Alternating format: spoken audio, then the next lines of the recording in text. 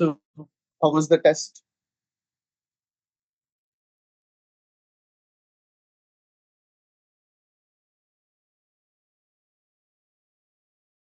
Everybody see the.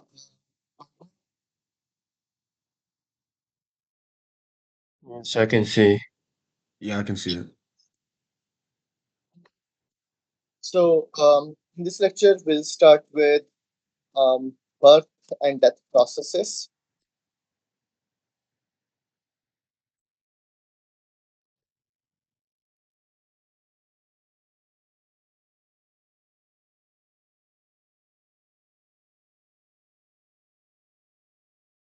The concept of birth and death processes is that there could be different number of people in the system. So, the state is represented by number of people in the system.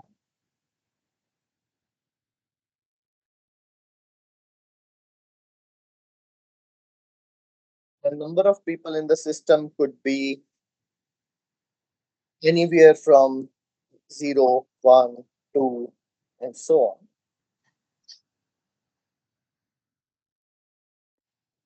When there are n people in the system,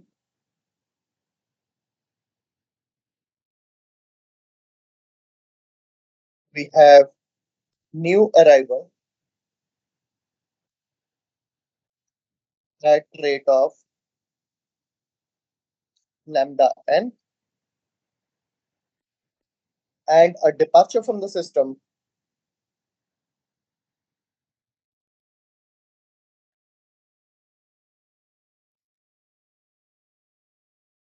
at rate mu.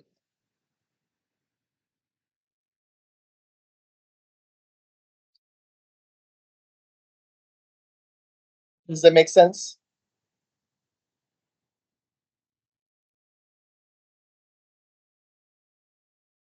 So think of basically n people in the Starbucks queue, and you have a new arrival at a certain rate, and a departure, somebody leaves the system at a certain rate. So this lambda n and mu n basically determines the birth rate or the arrival rate and the death rate or the people leaving the system. So a new arrival at a rate of lambda n, which means that the time till the next arrival is exponential with mean time 1 over lambda n, and the departure rate of mu n means that time for the next departure is exponentially distributed with mean 1 over mu n.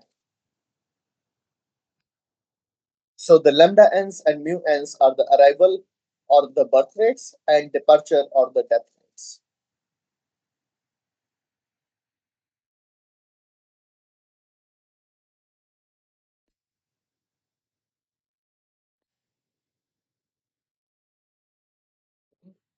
So this birth and death process is actually a continuous time Markov chain.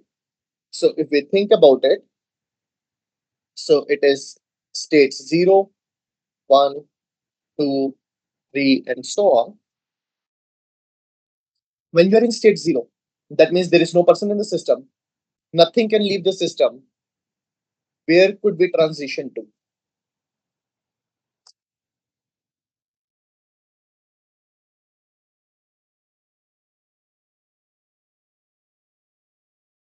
What can happen in state 0?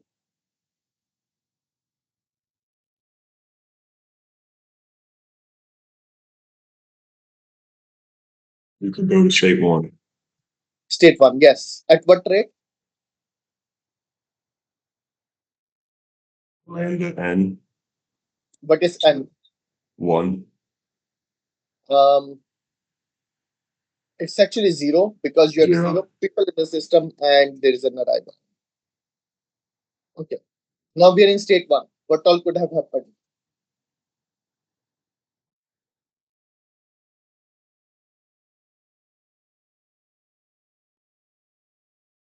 You go back to state 0. Great. With what rate? Um, Lambda 1. So you're in state 1, you go to state 0 when there is a departure from the system, right? Oh, mu 1. Mu 1, yes. And then you go to state 2 with what rate?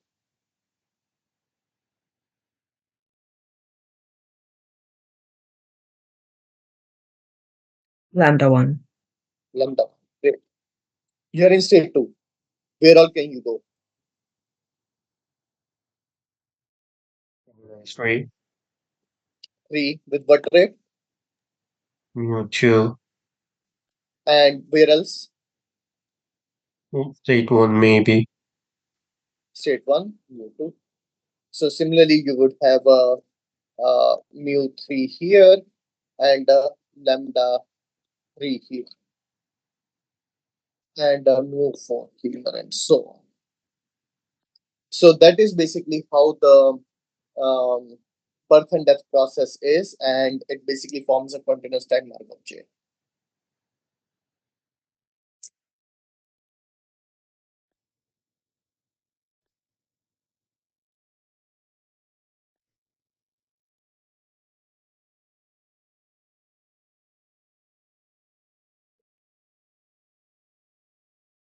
So in this case, mu 0 is what?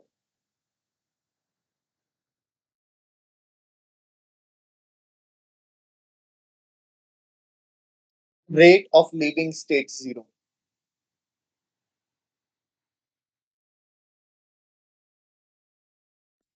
Look at the figure. What is the rate of leaving state 0? Lambda 0. Yes.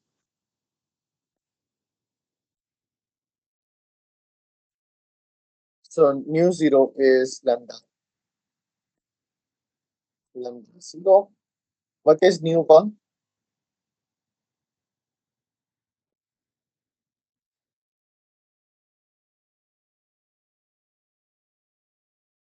Lambda 1 plus mu 1. Lambda plus mu 1. Mu 2 is lambda 2 plus mu 2 and so on. If we are in state 0, probability of going from state 0, we can only go to state 1. So P01 is 1. After that, probability from I to I plus 1 is that a birth happens before a death. And you go from I to I minus 1 if a death happens before.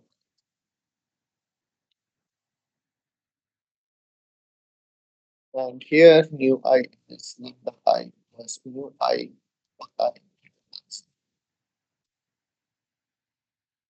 Is that clear? Can you explain the right side again, please? Sure. What is I plus 1? We are in state I. We are in state I, let us say 1. What is the probability I go to 2? That means this event of a birth happens before the death, right? That's Oh, perfect. See, lambda yes. 1 over lambda 1 plus mu 1. Does it make sense? Yes, thank you. So that was basically this. And we can make a Q matrix from the news and P's. So from 0, it is minus lambda 0, then lambda 0. From 1, you have lambda 1 plus mu 1. And then you go down with, sorry, minus of this. And then you have mu 1 here and lambda 1 here. Then minus of lambda 2 plus mu 2 here, lambda 2 here, and so on. Sorry, we defined that as a lambda.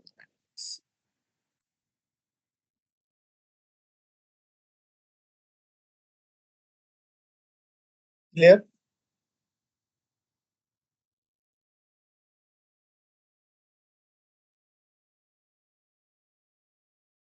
It's an infinite number of states, so that's why putting it up.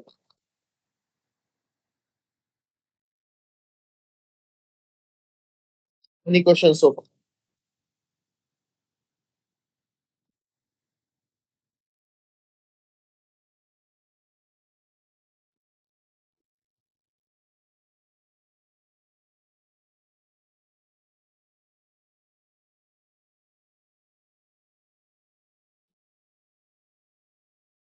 Any questions?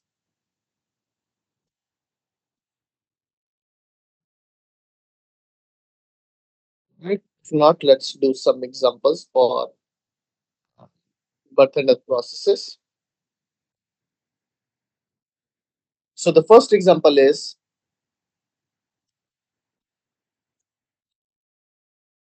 Poisson process. Can you see why Poisson process is a birth and death process?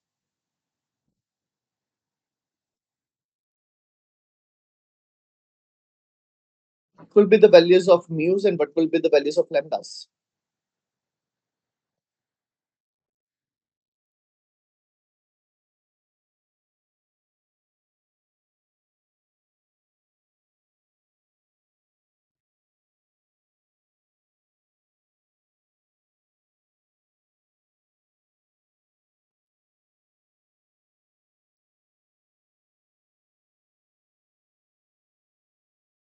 Any thoughts, comments?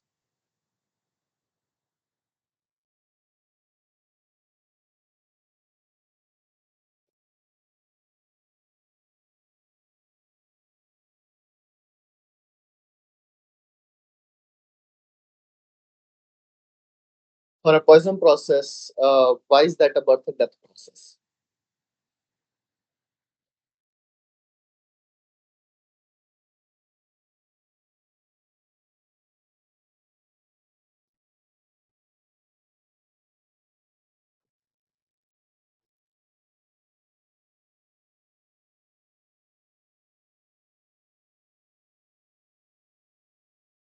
So in Poisson process, it was only a birth process where things keep on increasing. It was counting the number of people in the system. So there are no deaths. So mu n is zero for all n greater than or equal to zero. So we already did the death rate. How about the birth rate? What was lambda n?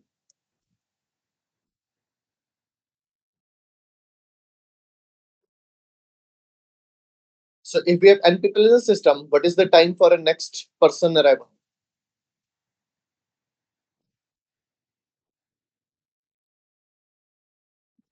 in a Poisson process?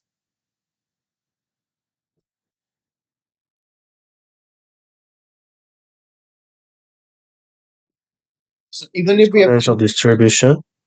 with what rate? Lambda n. In Poisson, there is no lambda n, right? Poisson process was only defined by lambda. Oh yeah. So what is lambda n?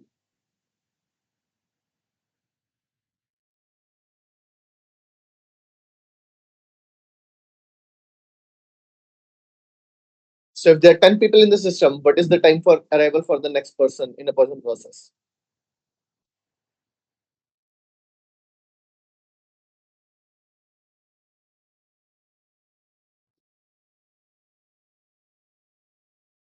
So independent of number of people in the system, the time of arrival of the next person is exponential at the rate of lambda. So lambda n will be lambda for all n greater than or equal to zero.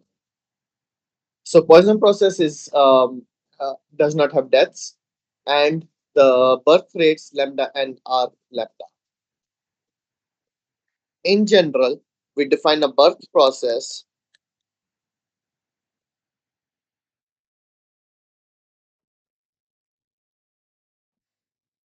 as a process where mu n equal to zero, and Poisson process is also a special case of a birth process.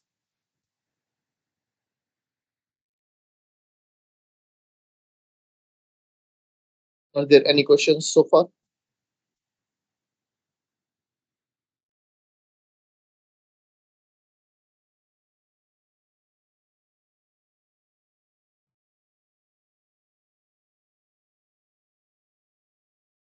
Right. So let's do another example.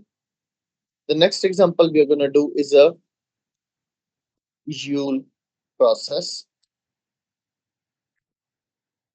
This is a birth process with linear birth rate. So, in this setup, think of basically a particle like amoeba or a virus um, uh, doing births. So, assume no deaths in the system, but if there are 10 members in the system, each of them can give birth independently.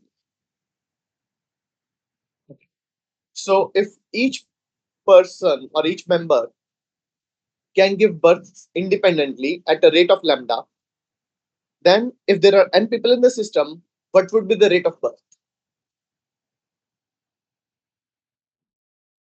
Would it be n times lambda? Yes. So lambda n will be n times lambda and mu n is 0. So it is modeling the process where each person, each member can independently give birth to new members, cannot die, and the birth process of each individual or each member of the system is independent of the others, and the birth process of each member is exponential or Poisson with rate of lambda. And this is counting the number of people or the number of births when there are n people in the system. So this is also a pure birth system. Any questions for this process?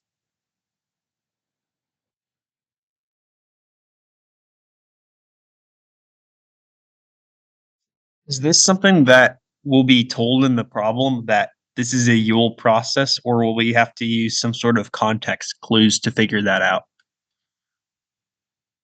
Um, it might be means we could put it both ways. In a sense, you might be told that it's a birth process with each member giving birth independently at the rate of lambda.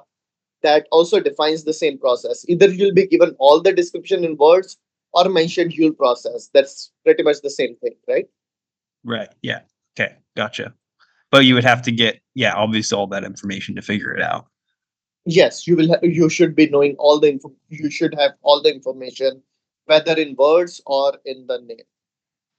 Gotcha.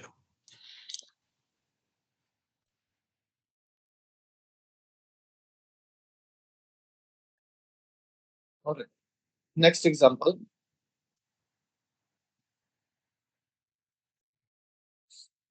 Linear growth model with immigration.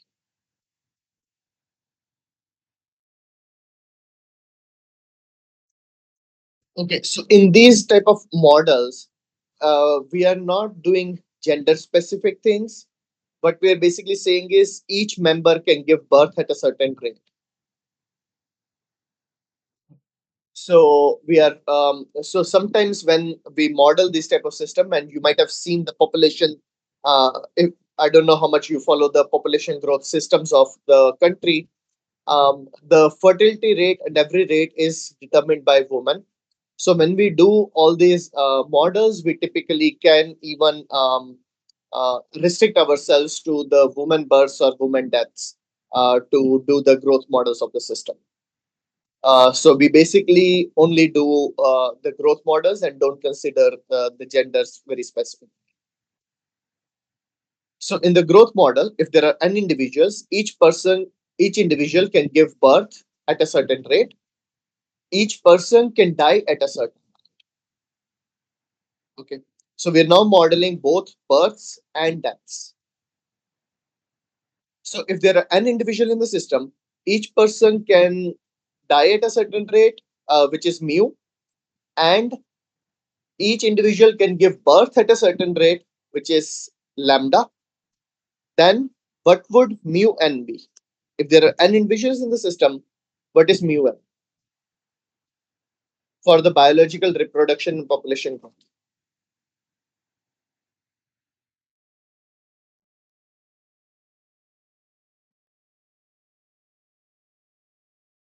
Each individual dies at a rate of mu. What is mu n?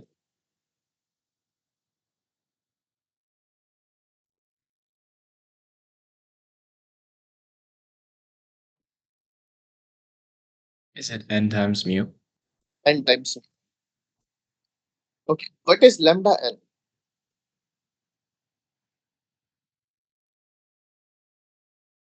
This is for all n greater than equal to 1. So note that there is no mu 0. Even notice the figure before. Okay. What is lambda n?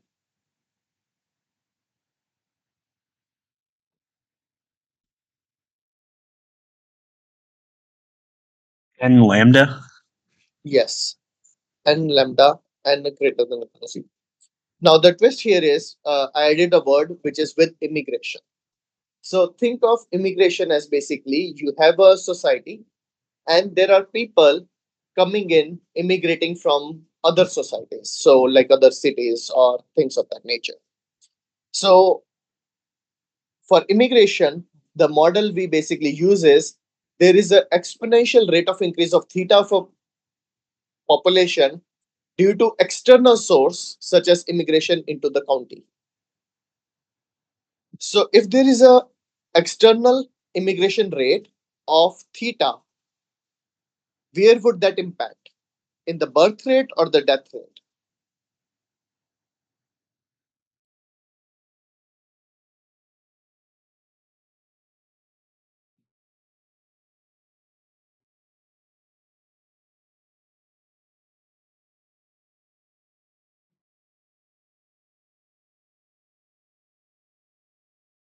Birth rate or death rate?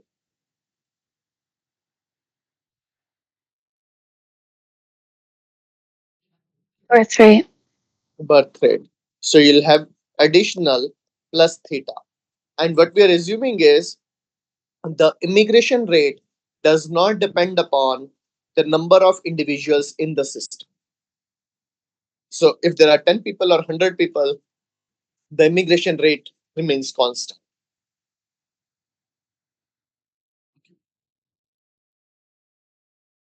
So theta is the immigration.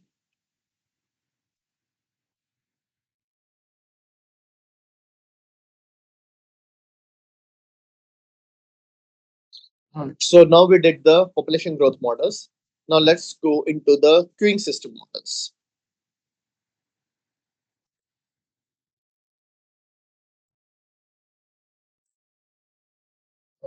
The next system we'll study is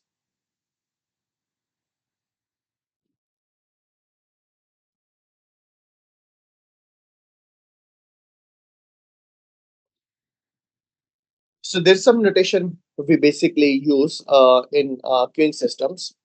It is defined by a number like M or G or D as the first letter, and then M or G or D as the second letter. I'll go over what that is, and a number, let us say, which is S. So M, the first let thing here denotes the arrival process.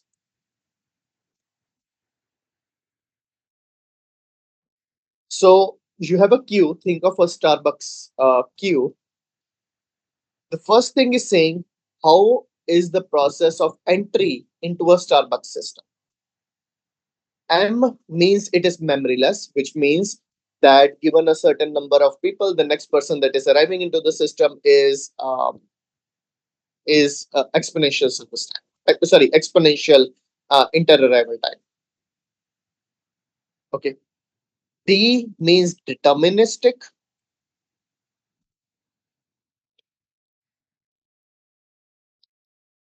which means that each person starts coming in at a fixed inter-arrival time, let us say after every 1 minute. M is memoryless and G is general.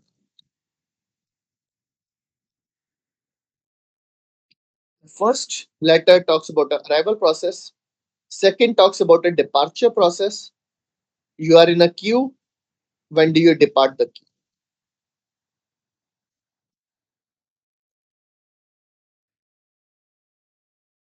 Okay.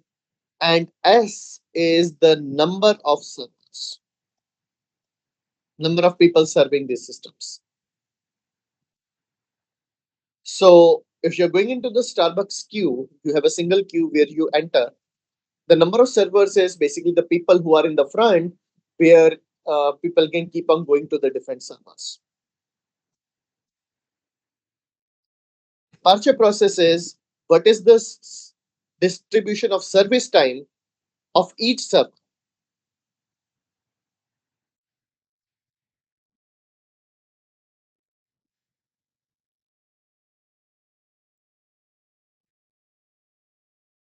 So basically, you go into the Starbucks queue and then you go to a person in the front. Um, the time it takes for the person to process your order, is that deterministic, is that memoryless, or is that general? Does these notations make sense?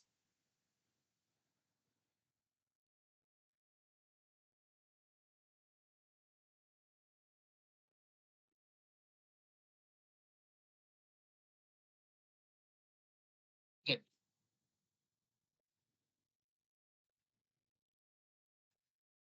So let's start with the first example of a MM1 queue. So what is MM1 queue? Customers, there is a single server. So one means single server.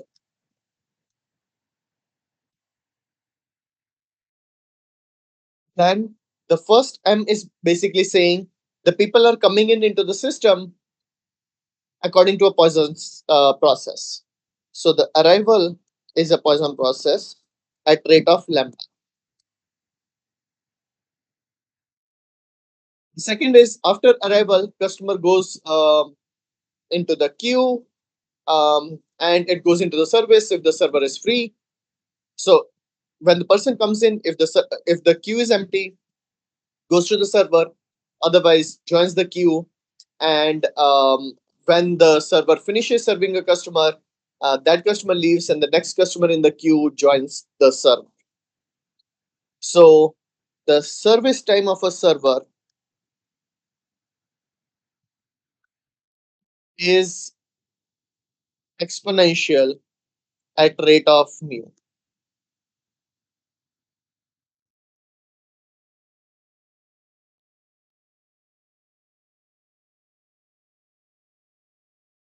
Is the setup of MM1 queue clear? Yes, can you put your screen a little to the left, please?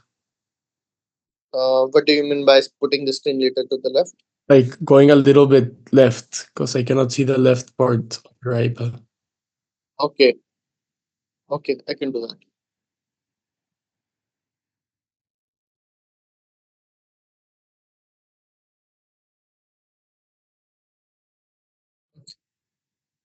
So in this case, what is lambda n and what is mu n? So note that MM1Q is also a birth and death process. Does it make sense why it is a birth and death process?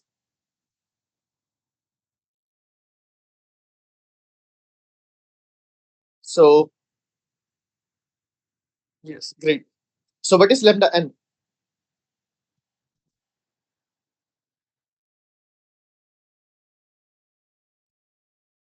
Since it's memory list, is it just lambda? Yes, it's just lambda for n greater than or equal to 0. What is mu n?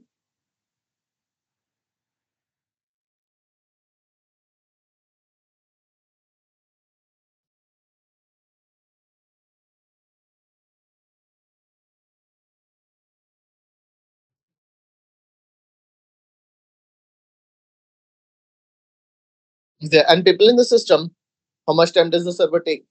What is the rate of leaving of the customers?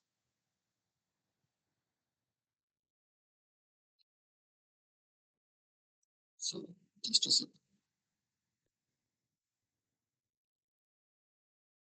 Yeah, we said this for this, but the okay, I think we are fine. Memoryless is of each server, but then of course the rate will go by minimum. Okay, what is mu n? I have n people in the system. What is the rate of departure of the people from the system? The people will depart from the system if the server finishes the job. What is the rate server finishes the job?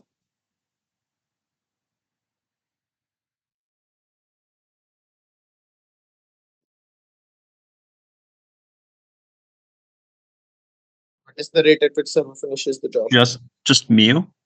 Yes, just n is greater than 1. So think of it basically, you have 0, 1, 2. From 0, you get a birth, you get a person. If you have nobody in the system, then a new person comes in, goes to the server.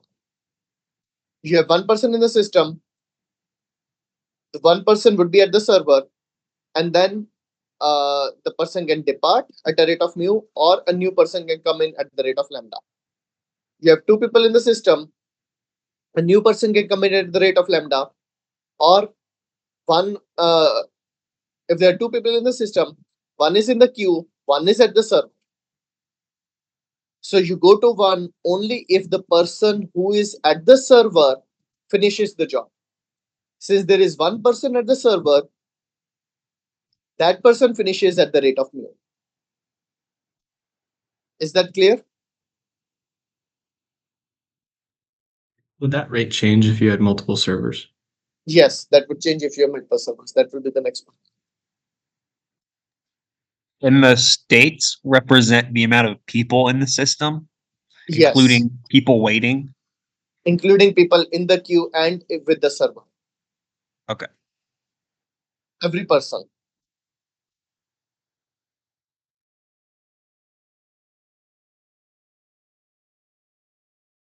Clear? Okay.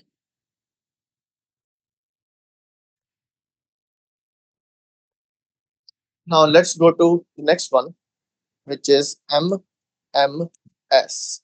So there are S servers.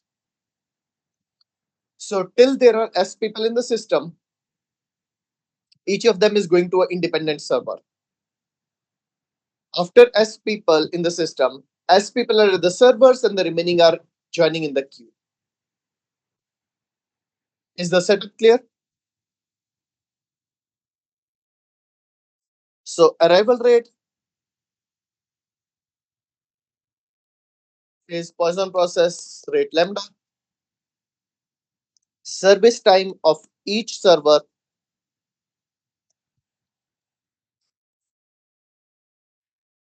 is exponential mu.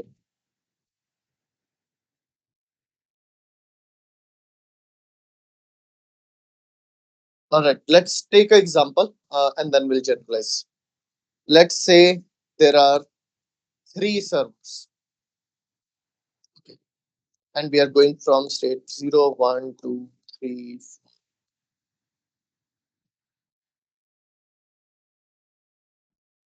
4, 6.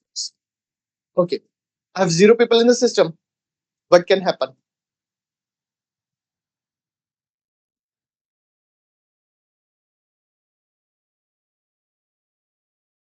No departure, only arrival can happen.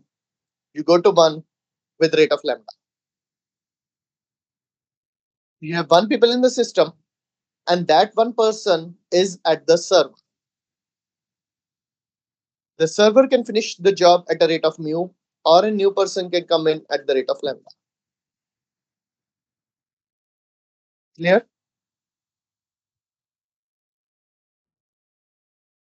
Now you have 2 people in the system. Both of them are at the servers. You go to 1 if either of the servers finish their job. Since each of the server is independent and we want to wait for the minimum of the time of the two servers, this rate becomes 2 mu.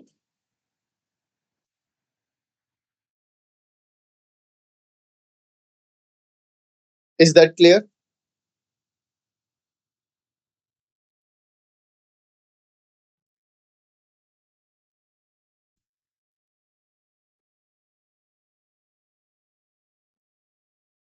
Any thoughts on this? Now we have two people in the system. So A wait, new arrival. I do have a quick question actually. Sure. Conceptually, when there's more servers, why doesn't the process go faster? Does that make sense? Yeah, it makes sense. And 2 mu basically is the death rate, right? So if the death rate is faster, it goes faster towards 0. Oh, okay. I gotcha. People This are means that the entering number of, are always going to enter the queue at the same rate, but by yes, but they're having more leaving faster. servers, you get them out of the queue faster. Gotcha. Okay. Yes. Out of the system faster. Yes, out of queue faster too, but yes, out of the system faster is what we are modeling. Gotcha. Okay. So I have two people in the system. There is a birth rate at lambda. A new person can come in. Now, if there are three people in the system, all three people are with the servers. Each of those three people could get finished at a rate of mu. You go from 3 to 2 if any of the three servers finish their job, which means the rate is 3 mu.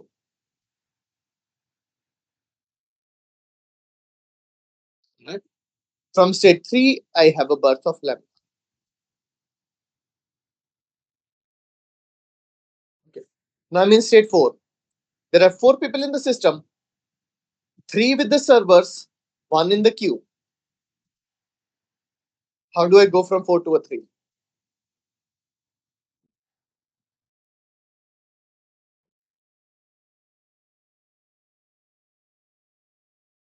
Wouldn't it still be 3 mu? It will still be 3 mu. Yeah, you still need to wait for one of the three servers to finish their job. Okay, so it will keep on having lambda 3 mu and so on forever.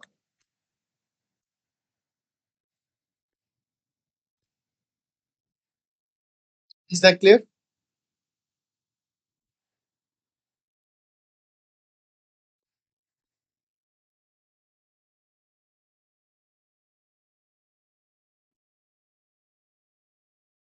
So in short, lambda n will be lambda for n greater than or equal to 0.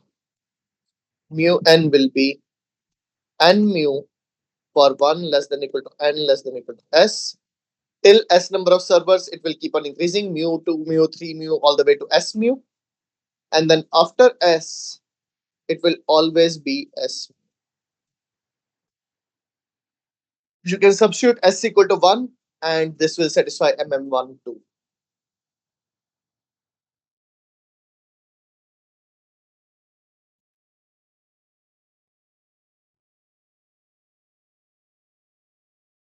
Any questions?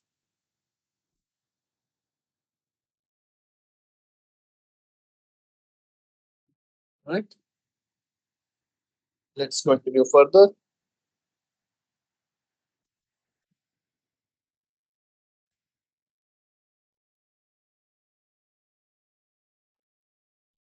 So let's now talk about limiting probabilities.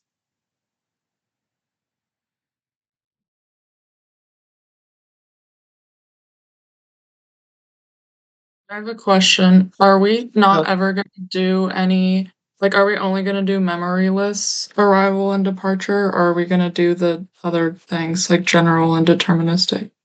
Yeah, in this course, we will limit ourselves to memoryless. And that allows us to treat it like kind of what we've been doing before with like the Poisson distribution. Yes, so memoryless means Poisson and exponentials, basically Poisson process or exponential distributions. Okay, thank you. Yeah, so for this course, we'll not go into general or deterministic. So there is a specialized course in the grad curriculum here, I think called queuing theory. If you go into that course, I think that is the one that covers the general and deterministic. Um, but other courses remain in the memoryless system.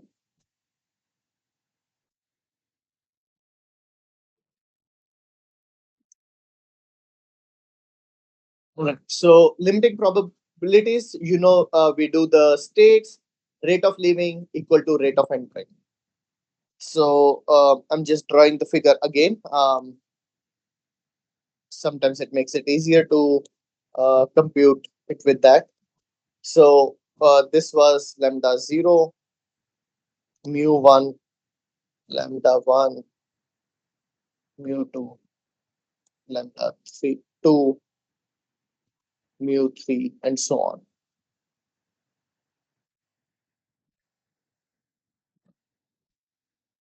Okay.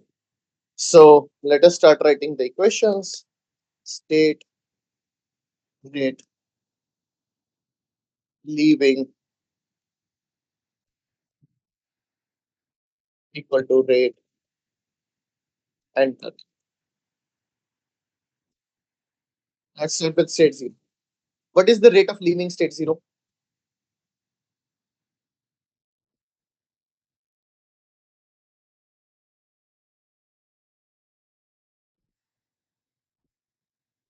Lambda 0. Lambda 0, pi 0 equals. What is the rate of entering?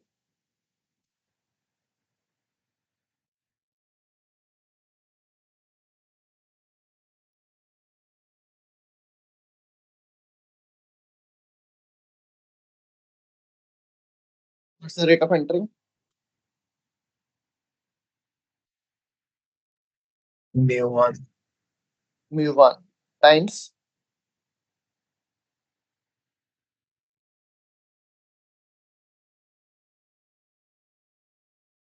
mu1 is coming from state 1, right? So this is mu1 times pi 1.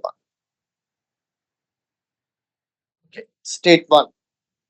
What is the rate of leaving?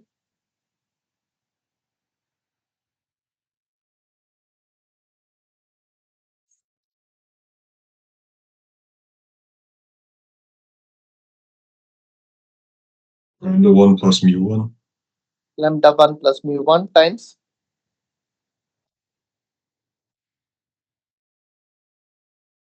5. What is the rate of entering?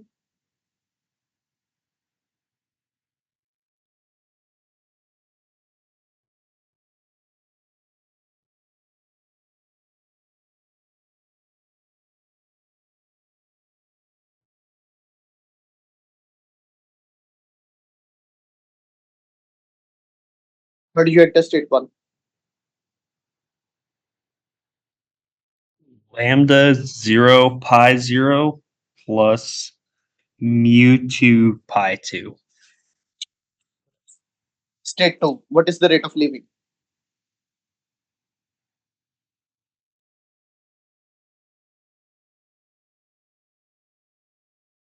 It's lambda 2 plus mu 2 pi 2 equals lambda 1 pi 0 plus mu 3 pi. Sorry, this will be 1 and this will be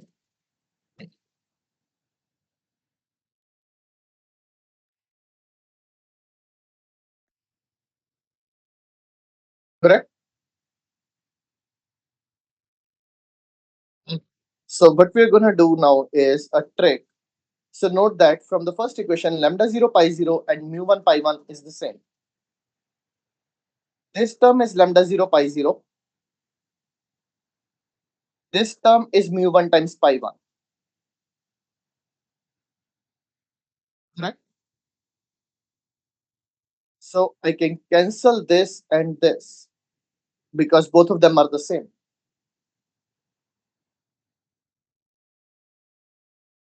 Any questions at this cancelling? So lambda is 0 pi 0 and this is mu 1 times pi 1. I could cancel the two, right?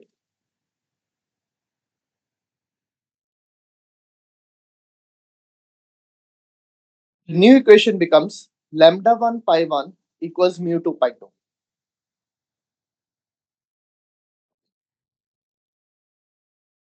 Any questions so far before we go into the next equation?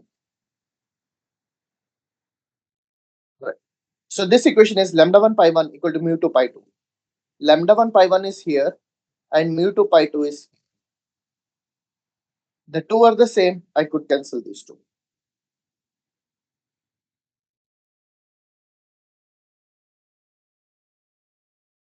And if you notice, this thing will keep continuing into the future equations. So your equations are lambda 0 pi 0 equal to mu 1 pi 1, lambda 1 pi 1 equal to mu 2 pi 2, lambda 2 pi 2 equal to mu 3 pi 3, and so on. Is that clear?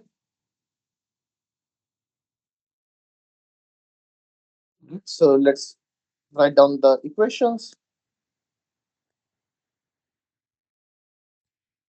So our equations are lambda 0 pi 0 equals mu 1 pi 1, lambda 1 pi 1 equals mu 2 pi 2, lambda 2 pi 2 equals mu 3 pi 3, all the way to lambda n pi n equals mu n plus 1 pi n plus 1 for all n greater than or equal to 0.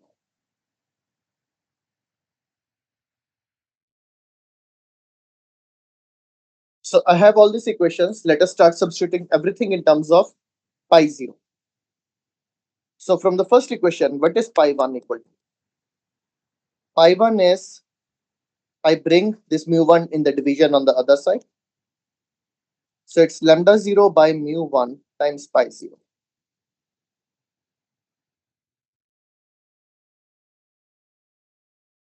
From the second equation, pi 2 is lambda 1 over mu 2 pi 1.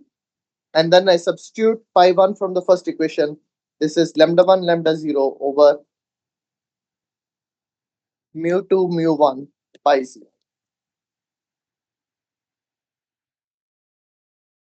Is it clear?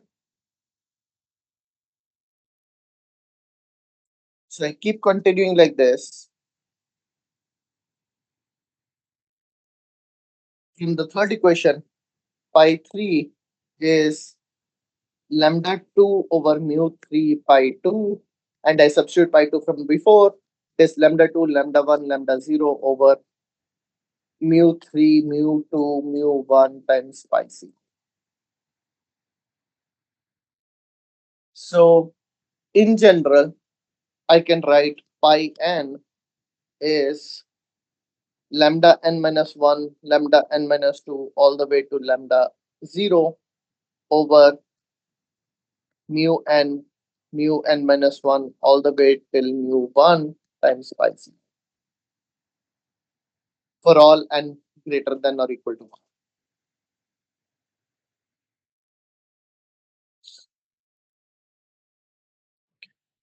Now I also know summation pi n equal to 1.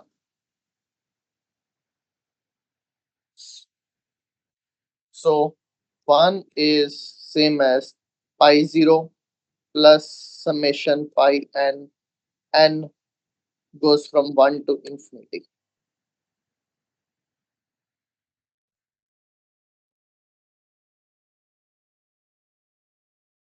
Which means pi 0 plus pi 0 summation n equal to 1 to infinity lambda n minus 1 all the way to lambda 0 over mu n all the way to mu 1 equal to 1. Solving this, pi 0 is 1 over 1 plus summation n equal to 1 to infinity lambda n minus 1 to lambda 0 over mu n.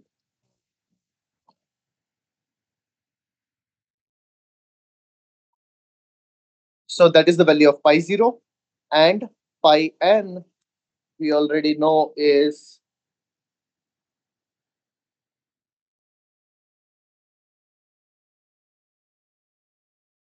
lambda n minus 1 to lambda 0 over mu n to mu1 times the above pi 0 for all n greater than. So this is the solution of the equations of limiting probability. Any questions at this solution before we specialize it to examples?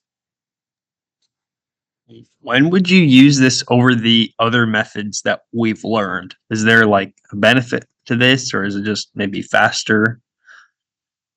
So previously we only gave you the system of equations, we never solved the equations.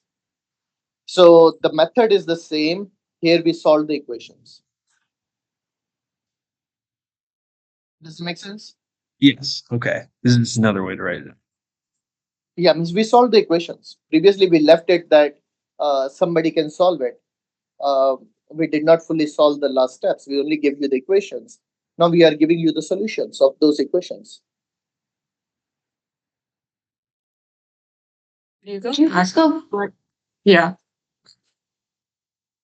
Can you please repeat? You go back a slide. Slide 10. This one, or even further. Yeah, I think that was it. Thank you.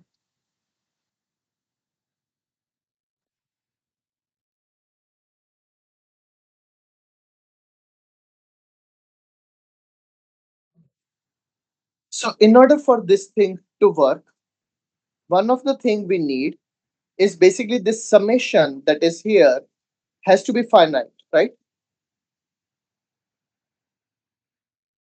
So the limiting probabilities only exist if this summation is finite.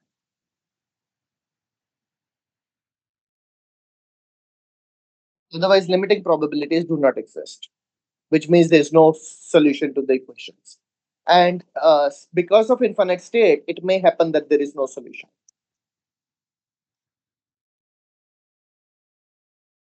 Limiting probabilities.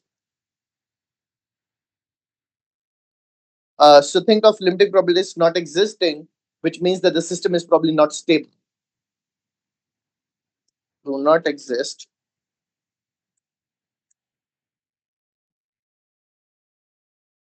Okay.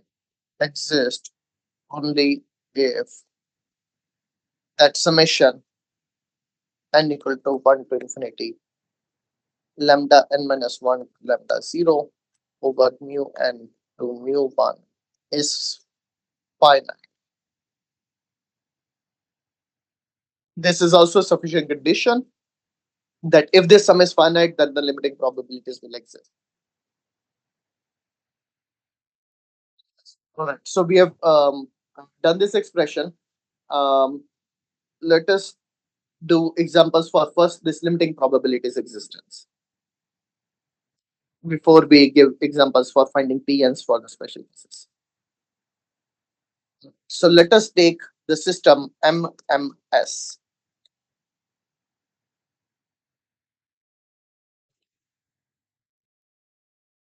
So in this case, we already know each of the lambda i's and mu i's. What do you think our equation will boil down to? We need that summation from n equal to 1 to be finite, right? So what I could change that summation is, I could change the summation of n equal to s to infinite lambda n minus 1 to lambda 0 over mu n to mu 1 also has to be finite because the previous sums are finite, right? If I take finite many terms and add them, that is finite. So I only need to check the infinite part, right? Okay. So given that I've taken this from s to infinity, I could also reduce this problem to saying s to infinity. I remove some of the terms, which is s number of terms from here, or s minus 1, to basically do lambda n minus 1. From where does s mu start? From mu s, right? So lambda s minus 1 over mu n to mu s. What I removed is I removed the previous lambdas and previous mu's because they could be changing, and those are anyway constant for everything, and I bring that constant outside. And since that is finite, if the inside part is finite, then the part above is finite. Does this intuitively make sense?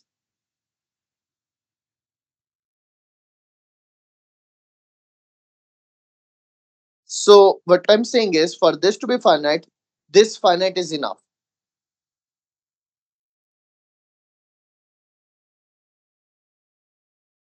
Alright. And if that is fine, then the numerator is lambda power n minus s, and the denominator is everything is s mu power n minus s.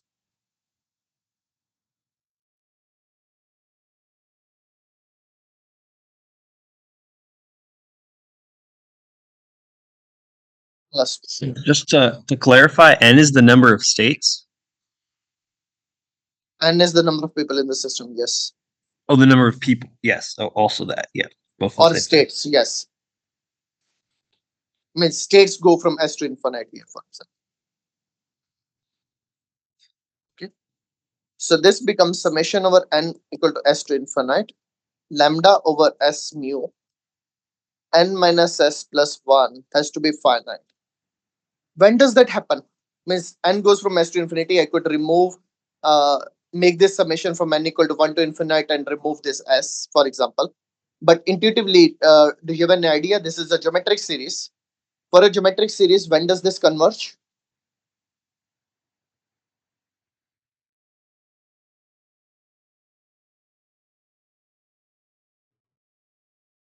When does the geometric series converge? Less. Less than 1. Yes, exactly right. So lambda over s mu has to be less than 1, which means lambda has to be less than s, which means the arrival rate has to be smaller than the total service rate of the S servers. That's only when your system will be stable. Otherwise, the number of customers will be so high that your queue will explode. So your Starbucks queue can only work if the number of people coming in, the rate of people coming in has to be less than the people getting out of the system by the S servers. Makes an intuitive sense? You go back over the part where you like pulled something out and you were still proving it was less than infinity. Sure. Okay. So this summation was from 1 to infinite. I change it to s to infinite. And the reason of that is what I removed essentially is s minus 1 terms, which are constant number of terms, and those are finite. So if I remove a finite part out, I'm still fine. Clear? So I remove the summation n equal to 1 to infinity to n equal to s to infinity because the previous sums from 1 to s are finite.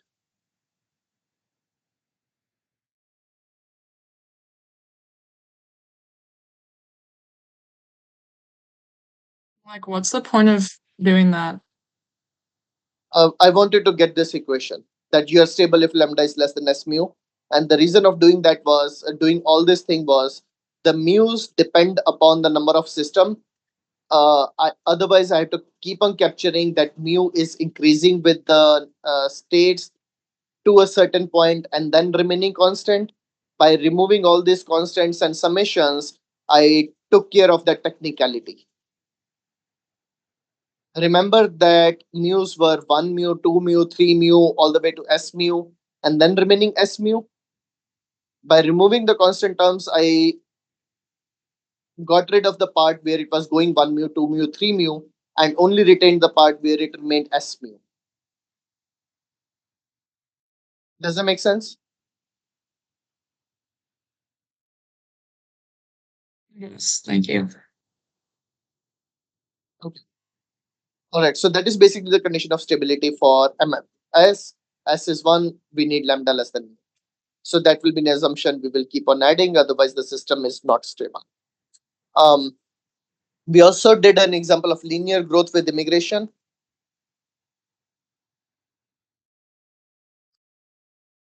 That's also a birth and death process, so the concept is valid there.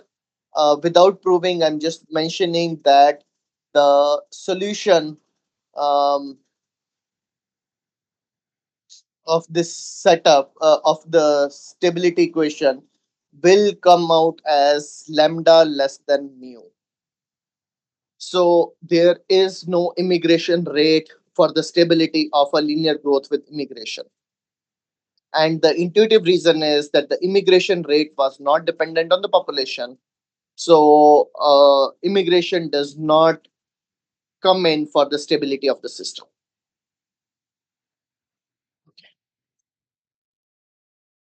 So let us do an example of now computing all these PNs. Let us start at MM1.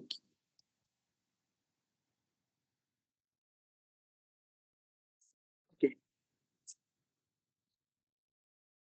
What is P0? Sorry, pi0.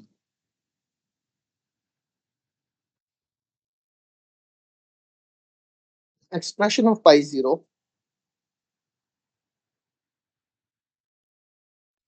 from here. So we look at this expression. What are the values of lambdas for MM1? All lambdas, right? Expression of mu 1 to mu and all mu's. So I can substitute all that here to compute pi0.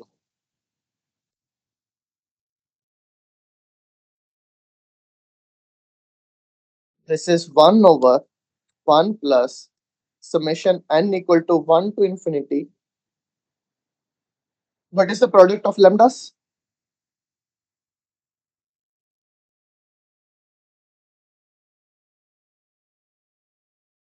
Lambda power n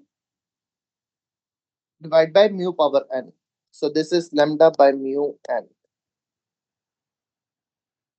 Any questions for this simplification?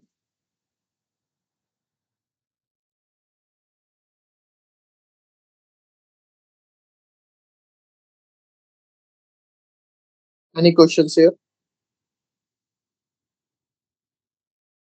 And lambda by mu is less than 1, but otherwise you don't have stability.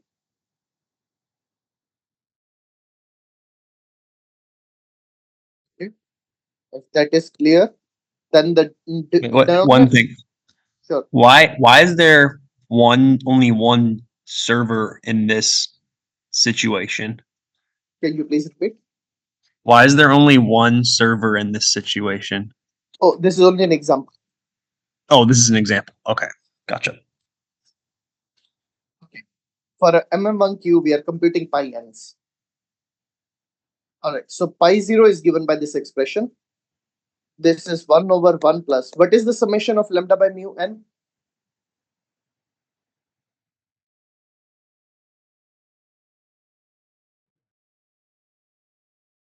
One over 1 minus lambda by mu.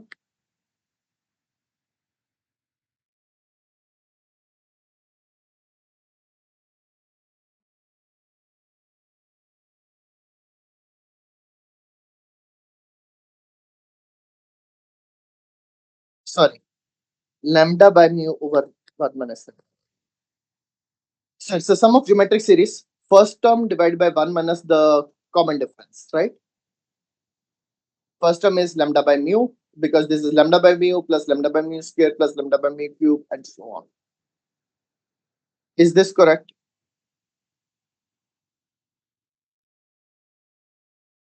From the sum of geometric series.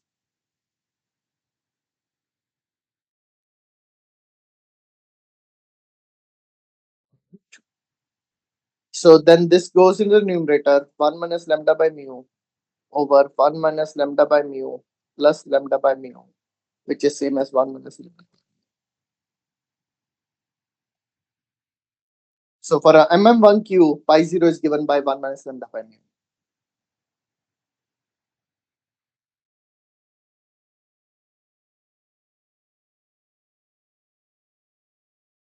Right? And then now we go over the next formula, which is I've computed pi 0. What is pi n? Pi n is the product of pi 0 and this expression. All the lambda i's are lambda, all the mu i's are mu. So this is lambda power n divided by mu power n times pi 0. So substituting that, we have pi n is lambda by mu power n times 1 minus lambda.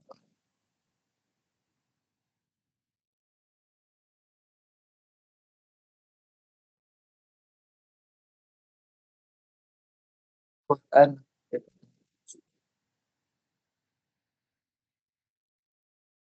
any questions for this example?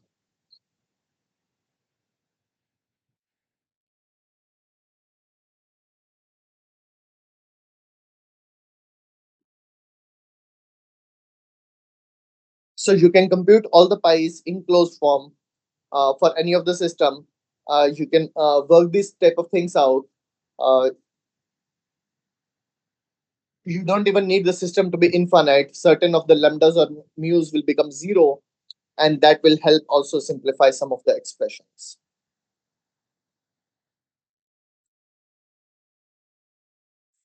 Is this equation only valid for one server? Yes, this is only valid for MM1. You can do the same type of calculations for MMS. Thank you. How would this change if it was with S instead of 1? You have to compute it. So let us see. Means I haven't done that. We can bring it up next lecture. But all the lambdas are the same, so this will remain fine. Mu's, the summation will depend upon whether something is less than s or greater than s. So you have to be actually careful in computing that calculations. So I think it will need some effort. I can't do it directly now.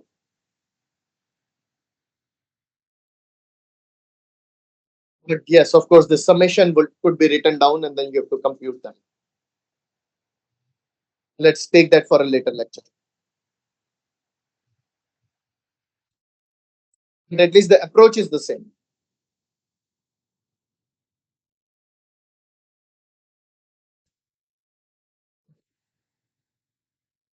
So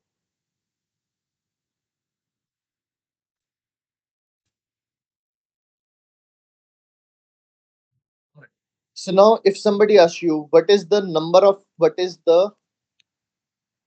average number of people in the system, let us consider MM1 example, which is simpler. Number of people in the system. How are we going to compute it?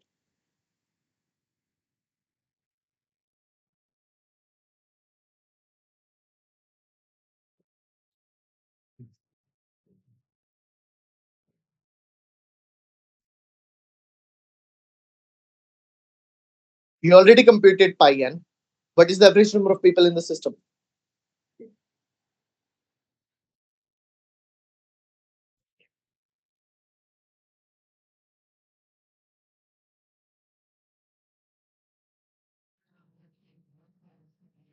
This is nothing but summation from n equal to 0 to infinity n times pi n. Does it make sense? The n people with probability pi n. Why do you summation n equals 0 to infinity? Is it to capture every person rather than just n times pi n? What is the value of n you will substitute? There is no n in the question. Oh, I see. It's not just one because there's one server. Servers doesn't matter because there's the number of people in the system. Okay. That means the formula will remain the same whether there are one server or 100 servers. The expression of pi n is each term in the system. Can you please repeat? Could you explain each term in the system? I'm still a little bit confused over like what the summation means. Okay, there is one person in the system with probability pi 1 there are 0% people in the system with probability pi is 0. So the state is the number of people in the system, right? So the state is I with probability pi I in the steady state. So the number of people in the system is I with probability pi I or n with probability pi n. What is the total average? Would just Average be is, the sum of all those. yes, and that The is amount of exactly people what we did. multiplied by the probability. That's exactly what we did here.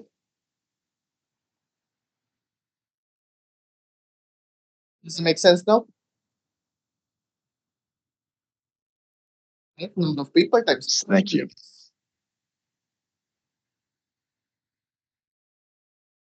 Right. So for MM1, this will be 0 to infinity or 1 to infinity does not matter, because for 0, the first term is 0. N times pi n is lambda over mu n 1 minus lambda by mu.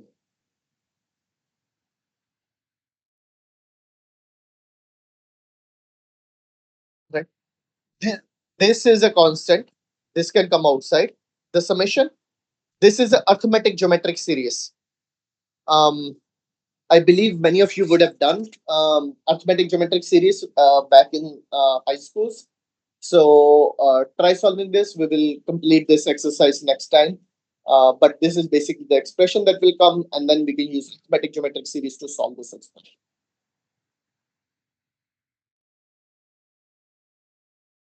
So that's all we have for today. And then we'll talk next Tuesday. The office hours are on the same link after 10 minutes. If there are any questions, let me know.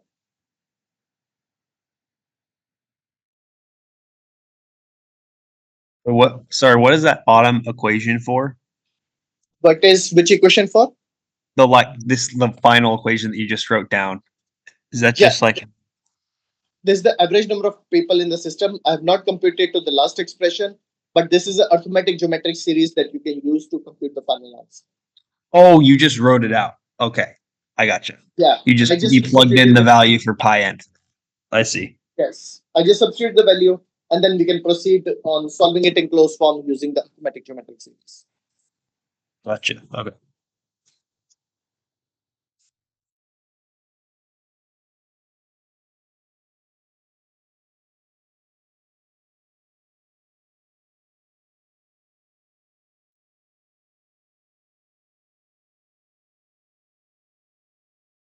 Recording stopped.